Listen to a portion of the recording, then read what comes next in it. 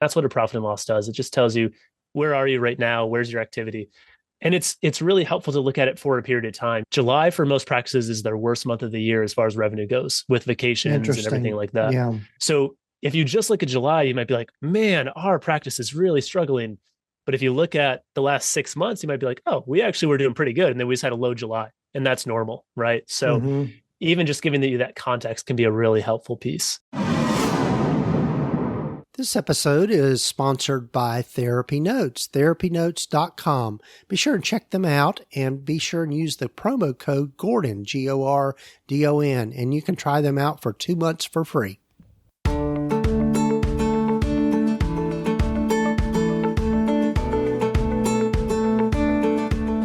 Over 15 years ago, when I started my private practice, I had to learn a lot, and most of it the hard way, and I don't think you need to do the same. Hi, I'm Gordon Brewer, a licensed psychotherapist, and welcome to the Practice of Therapy podcast, part of the Psychcraft network of podcasts. Join me in this journey of discovery as we have conversations with other leaders and professionals in both the mental and allied health fields. Join us as we explore both the business and clinical sides of running a private practice.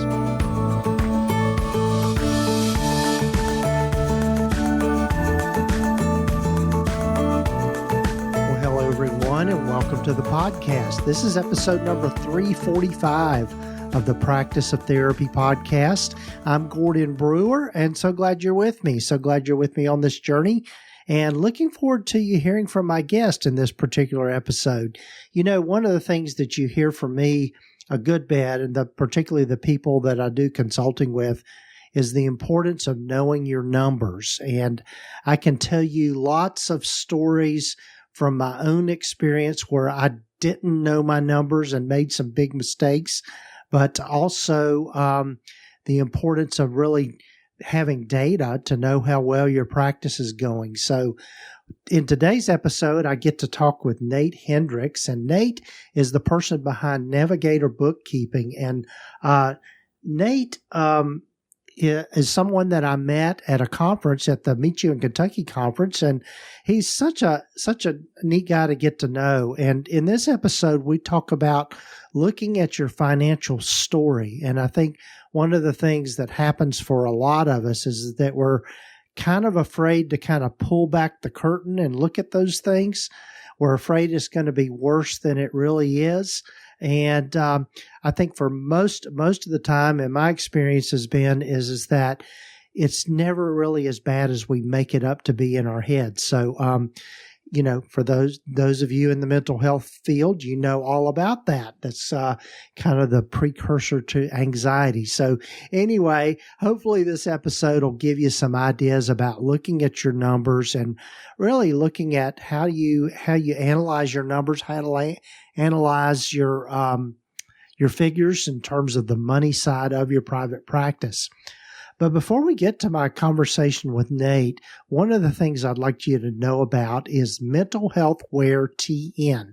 Now, if you've been listening to this podcast for a while, you know that I've been working with a friend of mine, Ashley, who has put together a beautiful online store that sells all kinds of t-shirts, sweatshirts, different swag items related to mental health awareness and addiction recovery, and also has a lot of stuff available for people in our profession.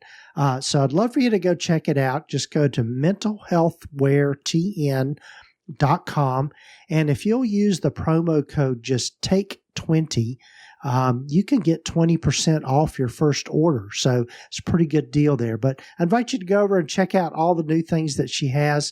I know as this episode is coming out, she's putting some work into doing some Halloween themed items. And so I think for a lot of people, Halloween's one of their favorite holidays, if you could call it that. But anyway, I digress a little bit. But also, I'd love for you to hear more from one of our members of the Psychcraft network, along with some words from our sponsors of the podcast.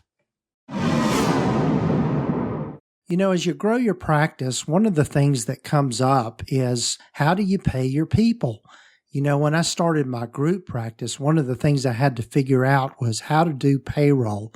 You've got not only how to pay the people, write their checks for them, but also if they are employees, how are you going to withhold FICA and Social Security and all those things? Plus, if you want to provide benefits, such as health insurance or a 401k or any of those kinds of things, it's really pretty complicated. But I found a solution, and that solution is Gusto.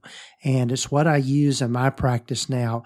It is an all-in-one system that handles your payroll, helps you provide benefits. It pays your taxes for you all in one place. And doing payroll is never simpler than with Gusto. It only takes me about 10 to 15 minutes to do my payroll every time I do it. So I'd love for you to go check it out. You can go to practiceoftherapy.com/gusto to find out more about that particular platform.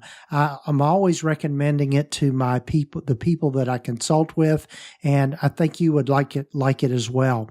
Also, if you are just paying contractors, they do that as well. They will also send out your 1099s for you. So be sure and check it out. practiceoftherapy.com/gusto. Hey there, I'm Chris McDonald, and if you don't know me yet, I'm host of the Holistic Counseling Podcast, which is for therapists who want to deepen their knowledge of holistic modalities and build their practice with confidence. The Holistic Counseling Podcast is proudly part of the Sightcraft Podcast Network, a network of podcasts focused on helping people live more meaningful and productive lives. Join me each week as we explore the best practices for integrating holistic approaches into therapy and delve into the many benefits. Whether you're looking for new techniques or seeking to deepen your own personal journey towards wellness, this podcast is the perfect companion for your holistic path. If you haven't listened yet, you can find it over at holisticcounselingpodcast.com and discover other resources, including products, books, and other trainings to help support you in your holistic journey. Ready to upgrade your practice from a rusty bicycle to a shiny new sports car? Buckle up, because TherapyNotes is here to turbocharge your journey. It's the comprehensive practice management system you've been craving, equipped with everything you need to navigate patient records, schedule seamlessly, host remote sessions, craft detailed notes, and tackle insurance billing with ease. And guess what? It's your trusty sidekick, available whenever and wherever duty calls. Picture having more quality time with your clients, all thanks to this digital assistant that never clocks out. Here's the kicker. It's Gordon approved, so you can trust it's the real deal. Bid farewell to paperwork headaches and embrace a new era of efficiency and top-tier care. Ready to level up your private practice game? Swing by practiceoftherapy.com/therapynotes and punch in promo code GORDON for 2 months on the house. Enjoy the show.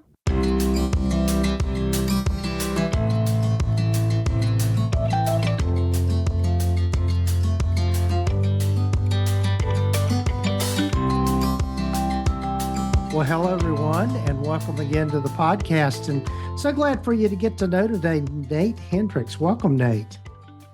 Thanks, Gordon. Nate and I were just kind of, reminiscing a little bit before we started recording, just trying to remember how we met each other. And we both ran into each other at the Meet You in Kentucky conference. And so Nate is a pretty neat guy. And as I start with most everyone, Nate, why don't you tell folks a little bit more about yourself and how you've landed where you've landed?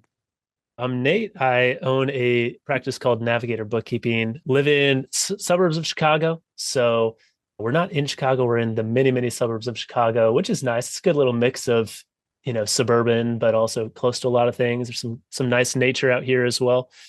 Yeah, I started this practice about 6 years ago. And then the last 2 to 3 years, we really niched down into mental health and into private practice. So started going to a couple conferences. You mentioned Meet You Kentucky, Gordon, and that was really, really fun going the first time. This year was my second time. So I went last year in 2023 for the first time, and just really fun to meet a lot of practice owners, meet a lot of other people who work in the private practice sphere.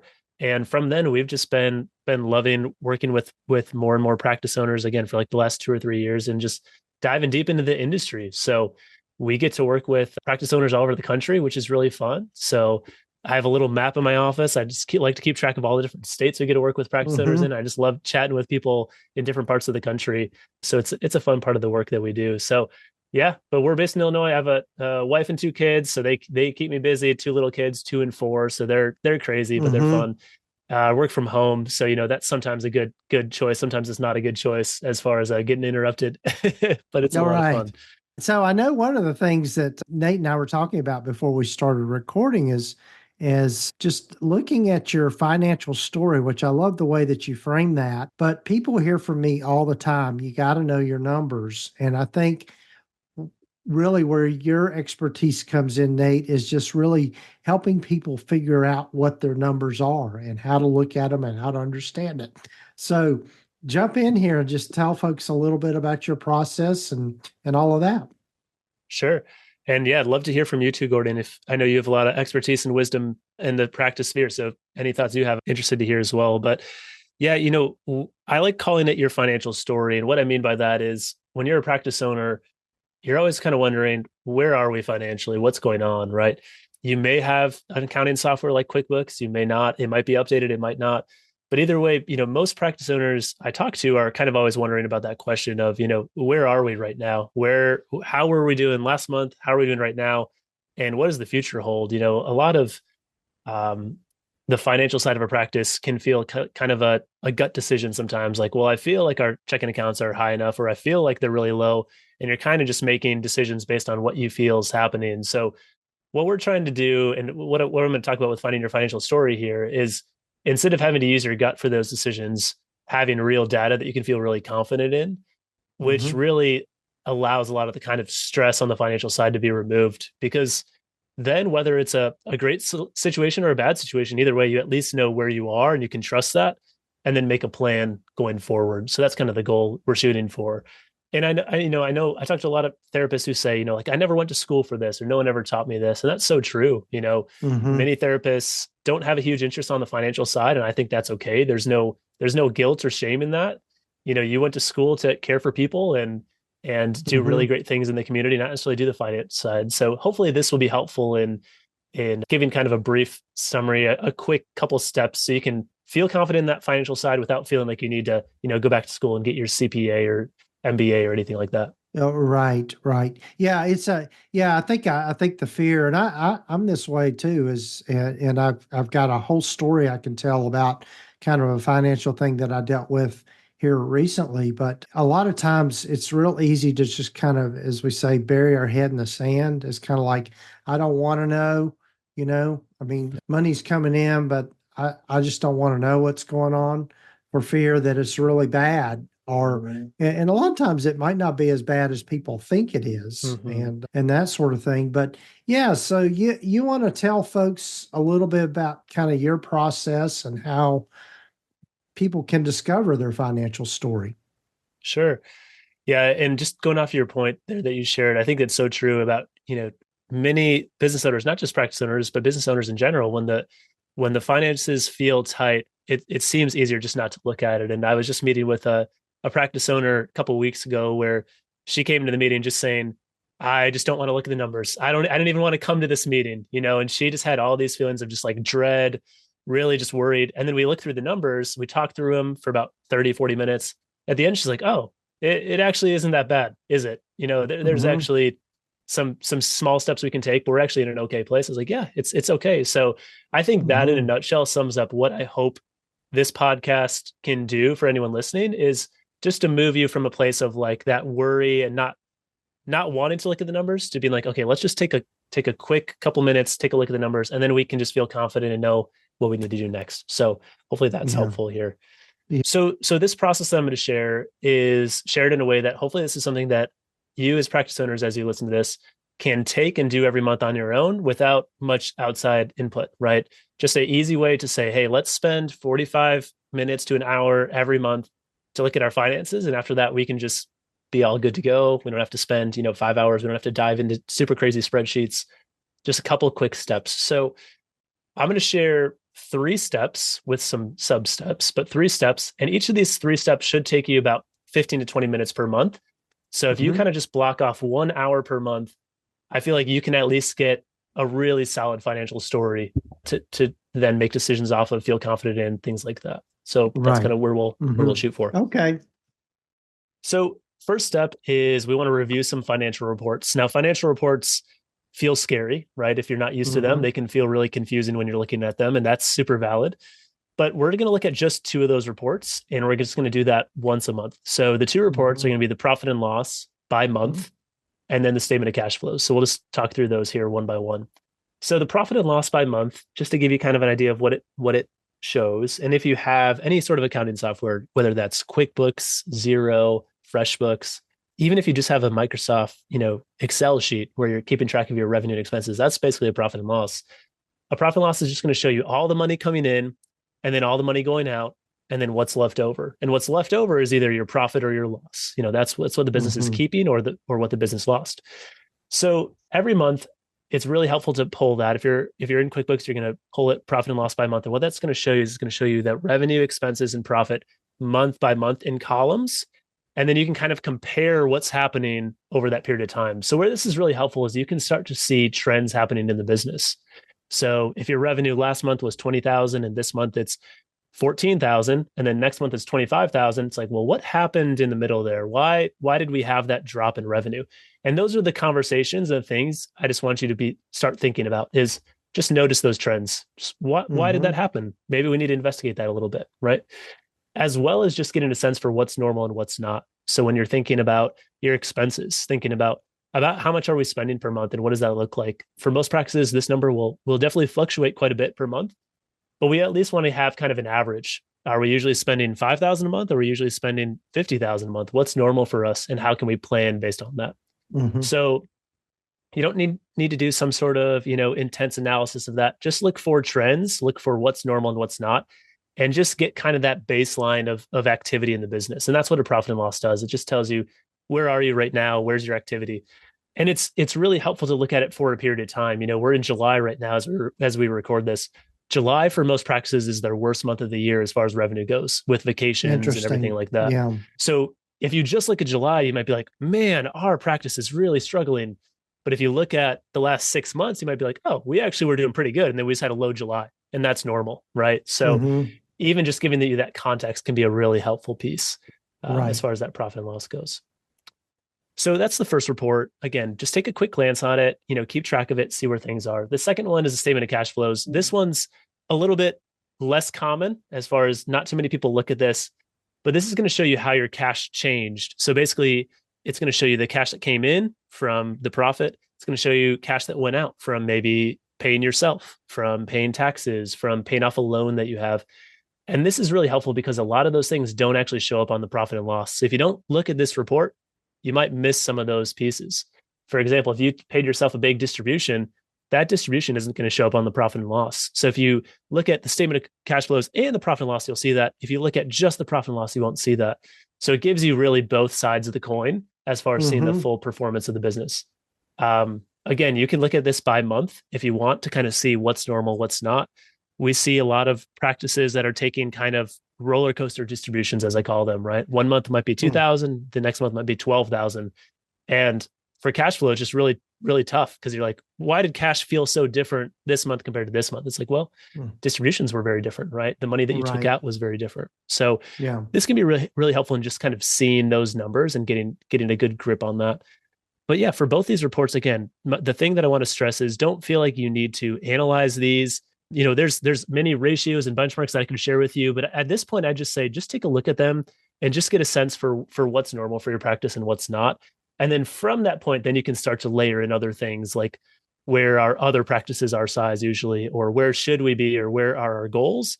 But at this point, let's just get a sense of where are we right now and what's normal and what's not. And then you can make a lot of decisions even based off that.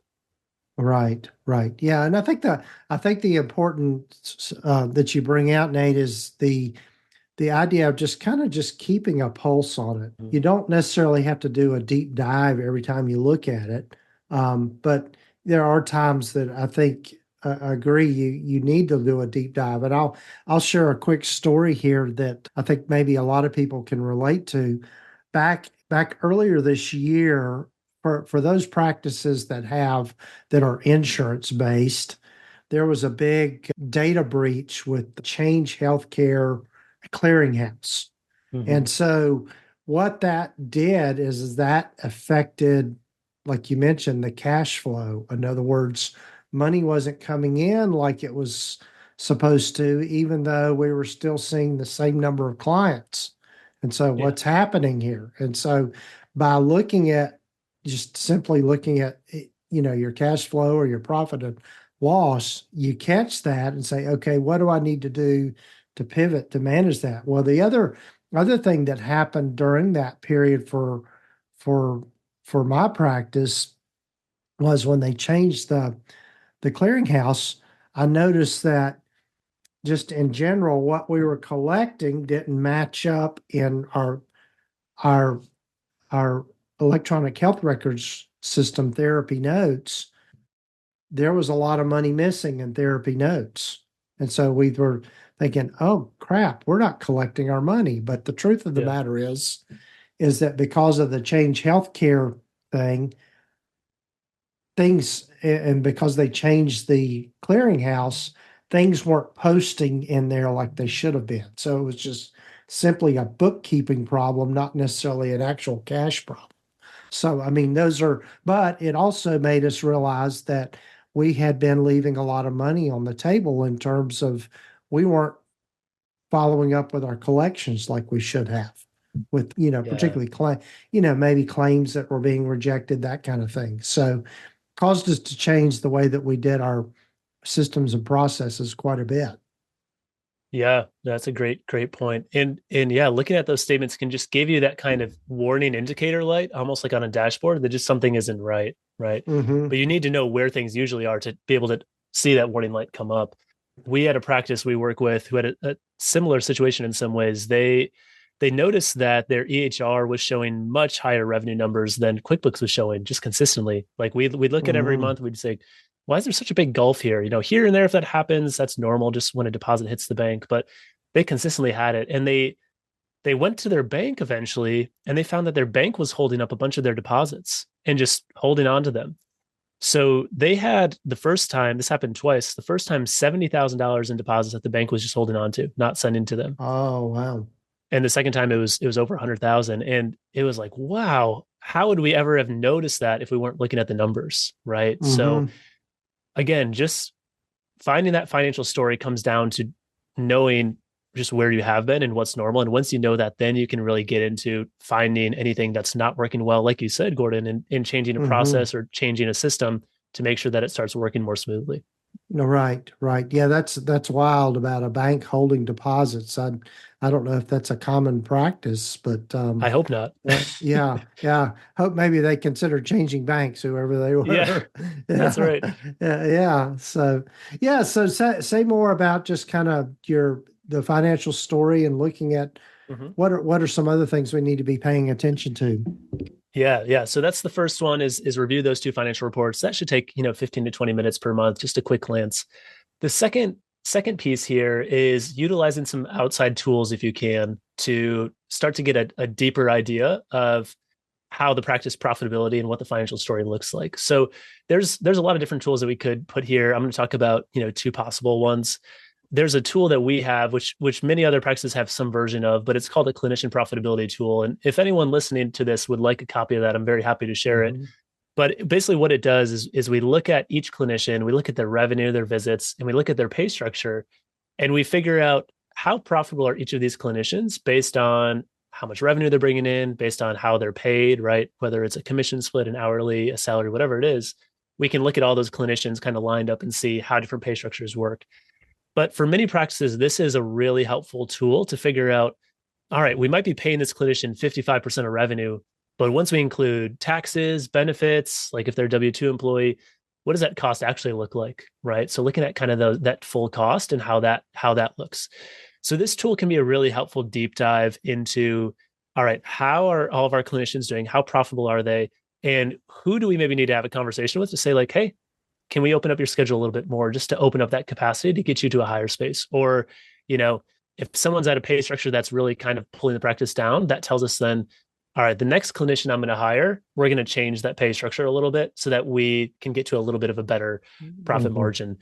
So a tool like that is very helpful. Our tool is not the only one that does that, but I'm happy to share that for free if anyone needs a tool like that. It is very helpful to see. So that's the first thing, is to look at that clinician data. Basically, you just enter in revenue, visits, and the pay structure, and then the tool can do the rest of it for you every month. And you can get a good idea of about where every clinician is. We ideally want every clinician to be around 20% profit margin per month. That's kind of the goal. If someone's super part-time, that may not be possible, and that's fine. But for a full-time clinician, 20% is usually quite doable. If it's not, if they're way below that, then that tells us the pay structure may need to change, or the revenue that they're bringing in may need to change, right? They maybe need to up their capacity of their visits. So doing a quick 15-minute glance at this tool every month can be really helpful in figuring out some of those things. How are our pay structures? How are our revenue per clinician? How are our visits per clinician? And how profitable is each one of these people? And then planning for the future as well with new hires, giving people a raise, all those things. This tool can be used for that as well. So looking at that data in some ways is really integral to figuring out that clinician side of the financial story, right? Our first step is more like practice-wide, how are things going? This step is diving into the clinicians and saying, how are our clinicians doing? If you're a solo practitioner, you may not need a tool like this, right? You may just have, hey, how am I doing? But still looking at yourself as a solo practitioner is helpful, just to say, how many visits did I have this month? Is that normal? Is that not normal? And what did my revenue look like as well from that? So that's the first piece. The second piece would be, wanting to take a little bit of a deeper dive into things like your retention by clinician, your churn by clinician, some of those more intense metrics. Now, there's a vendor at Meet You in Kentucky called Practice Vital, which has a tool that shows some of those things. So you could work with someone like them to get some of those details, but you also could use your EHR and find some of those metrics as well, as far as, hey, for each clinician, how long are they keeping a new client when they come in? Is it 5 visits? Is it 7 visits? Is it 8 visits? And that's going to change your numbers quite a bit as well. So again, these steps might feel a little bit more intense. If you're someone who's like DIY, like, hey, I feel like I can pull that on my EHR, no problem, definitely do that. If you feel like you need to use a tool, there's tools out there, like I mentioned, or others that you can use as well to pull out that data and find that in kind of a nice dashboard, have it all ready to go for you. But if you're looking again at those two pieces, revenue and visits by clinician, as far as profit, revenue, visits, the dollar amounts, and then on the other side, kind of those softer metrics like retention, churn, capacity. If you're looking at both sides of that, you're going to have a really good view of how full are your clinicians and who do we need to put that arm around and encourage, and who do we need to say, hey, you're doing really great. Let's give you an incentive or a bonus because you're really killing it month after month, just to give a view of like each clinician specifically. So again, once you get a process down, I think this could take you 15 to 20 minutes per month just to give a quick glance on it. You could even have, someone on your admin team, if you have an admin team, fill out some of these tools for you. And then you could just take a quick glance at them so as you're not taking up, hours of your time doing this every month. Right. Yeah. One of the things you mentioned there, Nate, that I think is something to pay attention to is the retention rate with therapists. Because if you have a therapist that's working with you and their retention rate is low, that's a good flag for, or an indicator of some clinical skill problems that might be causing that.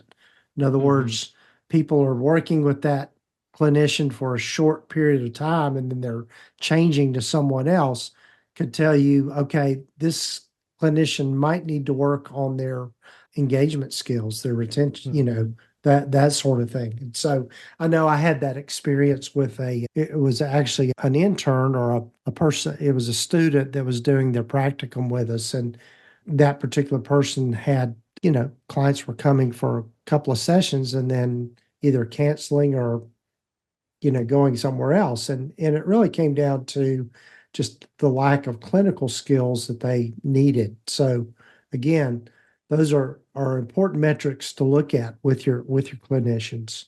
Yeah. And I love that example because, me being kind of the numbers guy, I don't see that side of it, right? As far as the clinical skills, but I love that because that's the tactical action step you can take with these numbers, right?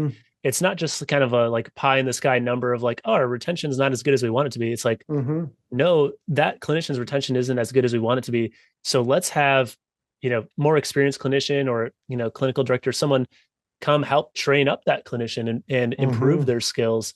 So I love that it's like, if this number is low, we then have a action to do to help increase that number. It's not like a number that's just going to be stuck there forever. It's like, no, we can take steps to move this and increase this, and not only increase the quality of the service and the care, but also increase this metric that we're looking at. So it's fun to see when you can take those actual action steps there. Yeah, sure. Cool. So what are some other things that we need to pay attention to? Yeah. So the third one here. So the first one is kind of practice wide, right? Those financial reports. Second one is specifically by clinician, looking at those clinician metrics. The third piece is basically, how do we put those all together to get a view of the full financial health and the full financial story of the practice? So I don't know if you know Brent Stutzman, Gordon, but yes. Okay, you do? Okay, yeah, cool. Brent was a speaker at Michigan, Kentucky. I ran a conference with him in Illinois called the Group Practice Scaling Summit. But at that conference, Brent talked all about dashboards. That was his whole session. And I loved that because dashboards are the way that we keep track of all of our metrics in one place. Mike Michalowicz, who's the author of Profit First, also wrote a lot of other books. In Clockwork, one of his books, he talks about dashboards as far as, can we create a dashboard that shows us all of our important metrics that we just keep track of? And it doesn't need to be a lot of them. Maybe it's 5, 6 metrics, but looking at those every month allow us to know the financial story of the business, right? So this third step is really putting it all together. Let's do those first 2 steps, and then let's take the data from those steps and put them into a dashboard. And a dashboard doesn't have to be some fancy, Google Looker Studio situation. It can just be a very simple spreadsheet where you just type numbers in. But let's take a dashboard and let's take those important metrics and put them in there so that we can easily see, okay, where was January? Where was February? Where was March? How are we doing? Right?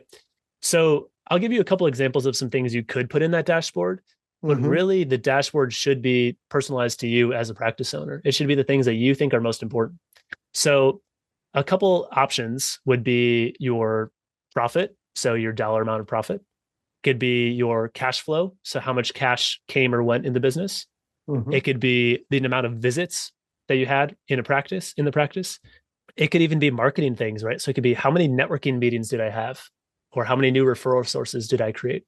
It could be, how many newsletter subscribers did I have? Or how did that change, right? If you're putting out content like blog posts or YouTube videos, how many of those were included? You could do, how many clinicians do we have in the practice? There's a lot of things you could put there. But I would say either way, you want a mix of lead and lag measures in there. Lead measures being, things that you're doing an action and then it's going to lead to a result down the road. A lag measure being something that you're measuring that already happened, right? So profit, cash flow, visits, those are all lag measures, things that we took an action and then it happened and we don't have control over that anymore for that month. It already happened, the number's there. A lead measure is something that we're doing now to hopefully create a result down the road. So I do a mix of lead and lag measures. So you can kind of say, what are we being proactive in? And what are we just measuring reactively to see where everything is? So putting that dashboard together is combining these steps of saying, okay, we looked at the reports, we analyzed our clinicians. Now we're just tracking it to see historically through the year, through multiple years, what are the trends happening? And, you can even start to think, what led to a strong month for us? What led to a weak month for us? So, I mentioned July before. If we look at July and we see that profit's down, cash flow's down, visits are down, say, okay, well, that happened last July, happened the July before. We can kind of plan on that in the future. Right. What that also tells us is that in, March, April, May, we should be really pushing the marketing to see if we can try to boost that up over the summer so we don't hit such a low point.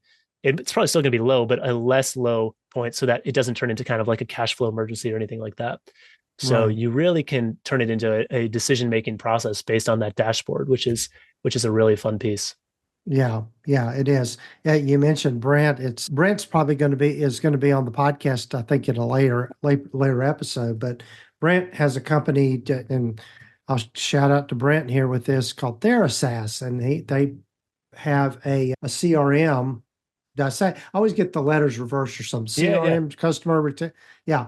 So yeah. And so we started using that in our practice, and so it's made made a difference in just really kind of understanding, where the money is coming from as much as anything, and understanding that. Mm-hmm. And I think that's such an important metric for people to pay attention to is, where are your, and then it really hits on the couple of things that we talked about is number one, knowing where our clients are coming from, but number two, how long are we keeping them and what's happening with all of that. So, yeah. Yeah. So, yeah. Retention would be a great one to put in that dashboard. Your churn rate would be a great one, so you can really make that dashboard as personalized to you as possible. I use a dashboard myself for my practice, and it's one of my favorite.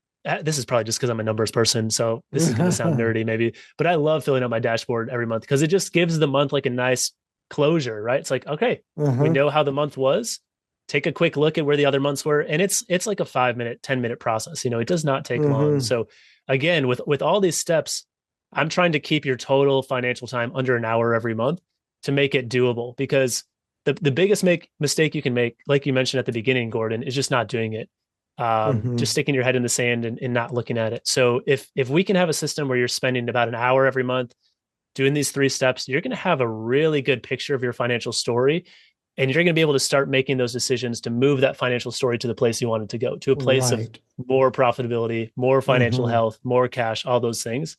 Yeah. So hopefully this is digestible and usable in a way that someone who's maybe worried about that financial side can say, okay, I can at least start taking these small steps, and then we can build on it from there. Right.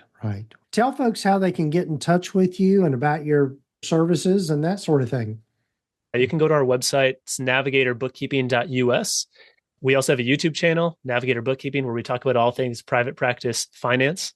But yeah, check out our blog, YouTube, if you're looking for any questions. We also do, free fit or discovery calls. If you're just like, hey, I'm just curious about how things work, feel free to chat, feel free to schedule and we can chat from there. And then, like I mentioned, if you're looking for that clinician profitability tool, I'm very happy to share that as well. So you can use my email for that, or Gordon, we could maybe put a link in the show notes with that email, but you can email me at nate@navigatorbookkeeping.us. Just say, hey, can I have that clinician profitability tool? And I'd be happy to send it over for you to use. But I'll also be at the Wise Practice Summit, which is coming up in October. Yes. And I'll be there as well. Yeah. Awesome. So if any of your listeners are going to be there, we can chat in person. It'll be fun to be in North Carolina then as well. That's the big piece for me with going to conferences. It's just meeting folks and networking and having conversations. I'm presenting this year there, so I'll be there and I'll see you there. Nate's a good guy, so check him out and check out his things at Navigator Bookkeeping.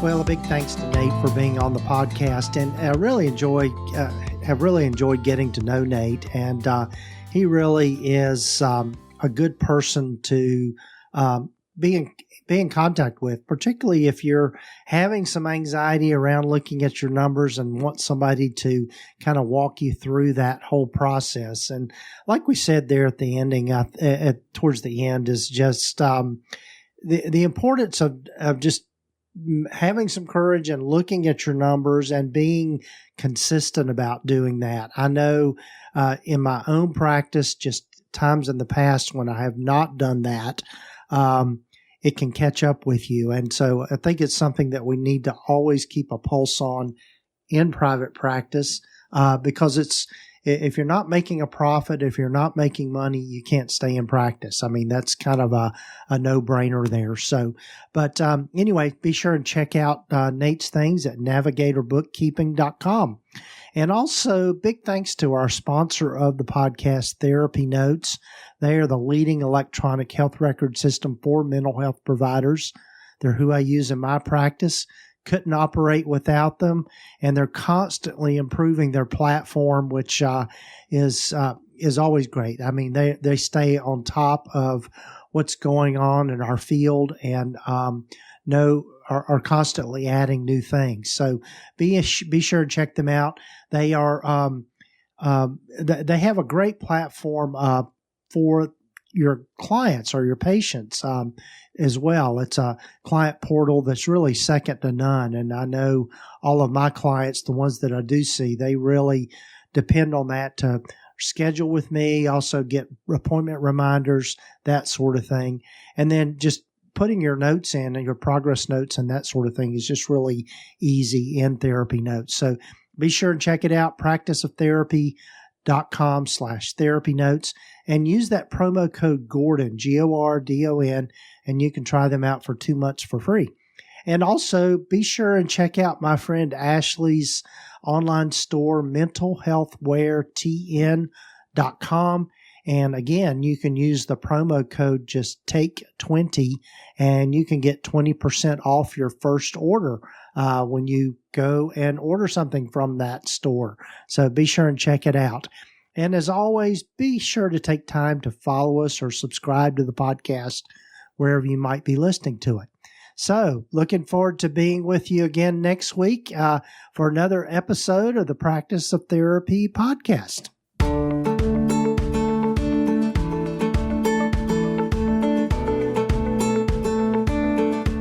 You've been listening to the Practice of Therapy podcast with Gordon Brewer, part of the PsychCraft network of podcasts. You can find out more about the other great podcasts in the network by visiting psychcraftnetwork.com. And if you haven't done so already, please visit us at practiceoftherapy.com and get your free private practice startup guide, along with a lot of other great resources and webinars and free things just by visiting. Also, be sure to follow us wherever you might be listening to your podcasts. This podcast is intended to be educational in purpose and is not intended to give legal, accounting, or counseling advice. If you need a professional, find the right person for that.